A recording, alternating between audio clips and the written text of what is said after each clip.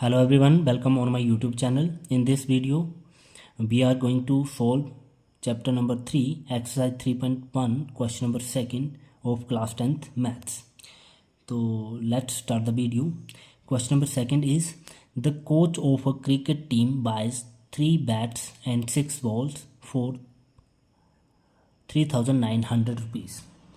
तो इस क्वेश्चन में बोला गया है कि क्रिकेट टीम का एक कोच है जो कि 3 बैट और 6 बॉल जो हैं वो 3,900 रुपये में ख़रीद रहा है। तो इसमें हमें 2 वेरिएबल्स कंसीडर करने पड़ेंगे। एक तो हम जो है कॉस्ट ऑफ अ बैट जो होगा उसको एक्स लेट कर लेंगे और कॉस्ट ऑफ अ बॉल जो होगा उसको वाई कंसीडर कर लेंगे। तो let the cost of one bat equal to x rupees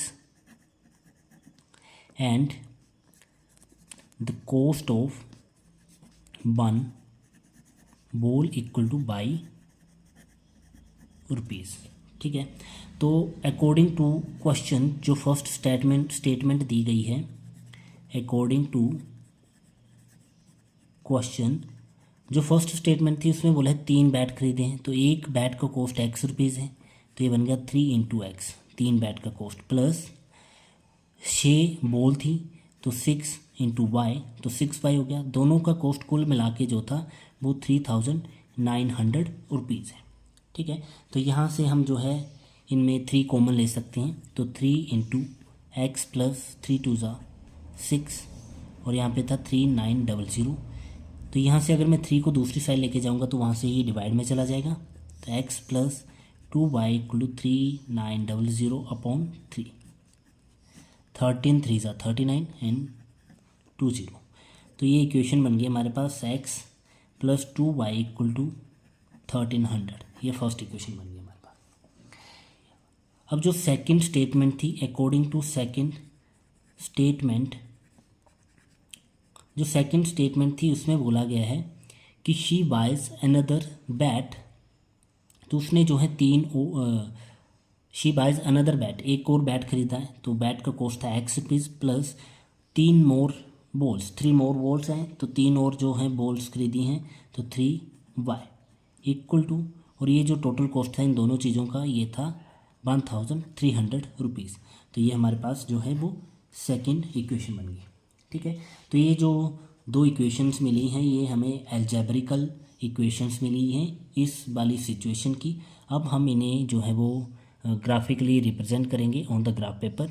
okay, और अब मैंने यहाँ पे एक जो ग्राफ है इसकी रिप्रेजेंटेशन के लिए यहाँ पे ये प्लॉट कर लिया है, जिसमें मैंने स्केल यूज़ करी है 1 सेंटीमीटर इक्वल टू 100।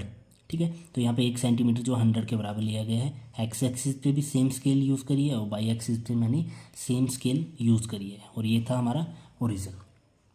अब यहाँ पे जो हमें 2 इक्वेशंस दी गई थी, फर्स्ट इक्वेशन है जैसे x plus 2y equal to 1,300, तो x plus 2y equal to 1,300। अगर मैं इसमें डिफरेंट वैल्यूज़ x की लेता हूँ तो डिफरेंट वैल्यूज़ y की मिलेंगी, लेकिन हमें ऐसी वैल्यूज़ लेनी है कि इसी ग्राफ पे इनको प्लॉट किया जा सके।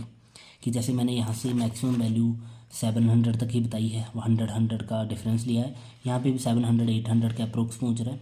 तो ऐसी वैल्यू ना आ जाए कि एक वैल्यू मेरी 100 बन रही है, दूसरी मेरी वैल्यू जो हो वो 2000 आ जाए, तो इनको यहाँ पे प्लॉट करना डिफ़िकल्ट हो जाएगा। तो इसलिए हम ऐसी वैल्यूज़ चूज़ करेंगे यहाँ पे जिनसे हमारा जो ग्राफ इनको रिप्रेजेंट करना ईजी हो जाए। ठीक है, तो उसके लिए यहाँ पे अगर मैं एक्स की जगह आप यहाँ पे सोच समझ के इसकी वैल्यूज़ ले सकते हो। ठीक है, अगर आप कोई भी वैल्यू होते तब भी सही होता है, लेकिन उनको रिप्रेजेंट करना डिफिकल्ट हो जाता है। तो यहाँ पे अगर मैं x की जगह 100 ले लेता हूँ, तो अगर मैं पुट कर दूँ x की value 100 plus 2y equal to 1,300, तो यहाँ पे 2y जो होगा वो 1,300 माइनस 100 हो जाएगा। यहाँ से हमें मिला 1,200, ये था 2y, तो 2 1 ज़ा 2, 600 2 ज़ा 1,200। ठीक है, तो यहाँ से y की वैल्यू हमें 600 मिली है। तो यहाँ पे मैंने ये लिख लिया यहाँ पे कि अगर जब मैं x की वैल्यू 100 लेता हूँ फॉर फर्स्ट इक्वेशन, तो मेरे पास y की वैल्यू जो है 600 मिलती है। और सिमिलर वे में अगर मैं x की जगह यहाँ पे 300 ले लेता हूँ, तो x की जगह मैंने अगर 300 रख लिया तो 2y इक्वल टू 1,300, तो यहाँ से हमें 2y की वैल्यू मिलेगी माइनस 300, तो यहाँ पे हो गया 1000, और बाय ये 2 यहाँ पे जाएगा तो डिवाइड में चला जाएगा तो 500। तो जब मैं x की वैल्यू 300 पुट करूँ, बाई की वैल्यू मुझे 500 मिल रही है। और सेम वे में अगर हम यहाँ पे देखें दूसरी वाली इक्वेशन के लिए, अगर मैं सेकेंड इक्वेशन जो थी x + 3y = 1300 लेता हूँ, तो अगर मैं यहाँ पे x की जगह अगर मैं 100 पुट कर दूँ तो +3y = 1300, और यहाँ से 3y = 1300 - 100, तो यहाँ से बन गया हमारा 1200, और y = 3 डिवाइड में चला जाएगा तो 3 4 12 400, तो y की वैल्यू हमें 400 मिल रही है।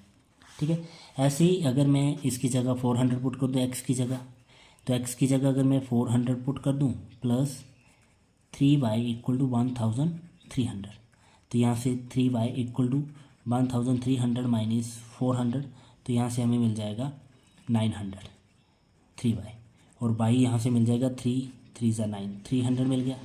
तो y की वैल्यू हमें यहाँ से 300 मिल रही है, जो हमने यहाँ पे पहले से लिखी हुई है। मैंने जस्ट यहाँ पे इसलिए करा है क्योंकि आपको इसकी थोड़ी अंडरस्टैंडिंग हो जाए। हम यहाँ पे अलग वैल्यूज ले सकते हैं, एक्स की वैल्यू में कोई भी ले सकता हूँ, 1 ले सकता हूँ, 100 ले सकता हूँ, 200 300, जो भी वैल्यू आपके ब्रेन में आती है वो आप इसमें कोई भी वैल्यू ले सकते हैं। ठीक है, लेकिन उसको ग्राफ पे रिप्रेजेंट करना डिफ़िकल्ट होगा, इसलिए आपको यहाँ पे जो होंगी वैल्यूज़ लेनी है वो सोच समझ के ही लेनी है। ठीक है, अब हम इन वैल्यूज़ को इस ग्राफ पे रिप्रेजेंट करते हैं। जैसे बोला है फर्स्ट इक्वेशन के लिए मैं अगर x की वैल्यू 100 पुट करता हूँ तो x जो था 100 और y जो था 600 आ रहा है, तो y जो पॉजिटिव वाला यहाँ पे है, तो दोनों जो है ये वाले यहाँ पे मीट कर रहे हैं। अगर ये ग्राफ पे रिप्रेजेंट करते हैं तो बड़े अच्छे से वहाँ पे हम इनको रिप्रेजेंट बड़े अच्छे से दिखती है आपको ये। ठीक है, यहाँ पे थोड़ी सी मैचअप में प्रॉब्लम आती है, तो ये आ गया। तो फर्स्ट पॉइंट हमें जो मिला है, ये वाला पॉइंट मिला है, ये रिप्रेजेंट कर रहा है x का 100 और y का जो था वो 600 को। अब इसी इक्वेशन का सेकंड पॉइंट था 300 और 500, x का 300 और y का 500, और 500 यहाँ पे मिल रहा है, 300 यहाँ पे था, तो ये पॉइंट मिल गया हमें। यहाँ से ये आ गया, और इस साइड से वर्टिकली लाइन में बाई एक्सिस पे हमें ये वाला मिल गया।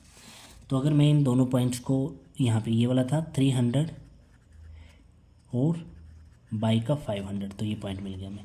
अगर मैं इन दोनों को मिला दूँ यहाँ पे, इन दोनों पॉइंट्स को, तो मुझे जो लाइन मिलेगी यहाँ पे वो ये वाली लाइन मिल गई है।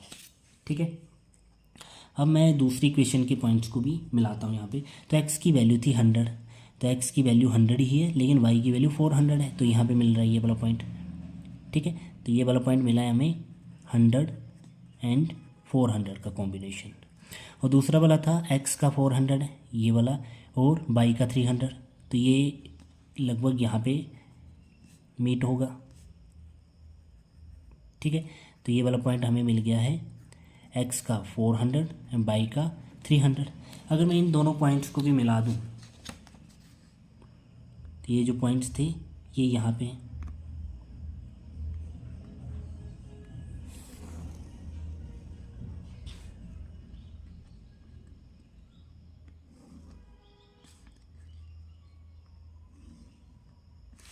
अगर आप ध्यान दो तो ये जो इक्वेशन है किसी न किसी पॉइंट पे आगे जाके जो है वो मीट करेंगी। ठीक है, और जहाँ पे ये मीट करेंगी, इंटरसेक्ट करेंगी, वहाँ पे हम इनका सॉल्यूशन फाइंड करेंगे। ठीक है, वहाँ पे हमें इनका सॉल्यूशन मिल जाएगा। जिस भी पॉइंट पे इंटरसेक्ट करेंगी वो जो पॉइंट होगा एक्स और वाई की वैल्यू को रिप्रेजेंट कर रहा होगा। जो एक्स की वैल्यू को रिप्रेजेंट कर रहा होगा वो हमें एक बैट का कॉस्ट देगा, और जो वाई की वैल्यू को रिप्रेजेंट कर रहा होगा वो एक बैट का बॉल का जो प्राइस होगा उसको कॉस्ट को डिफाइन कर रहा होगा। ठीक है, लेकिन हमें यहाँ पे इनको रिप्रेजेंट करने के लिए ही बोला गया था, तो ये इनकी रिप्रेजेंटेशन रही। Thank you for watching.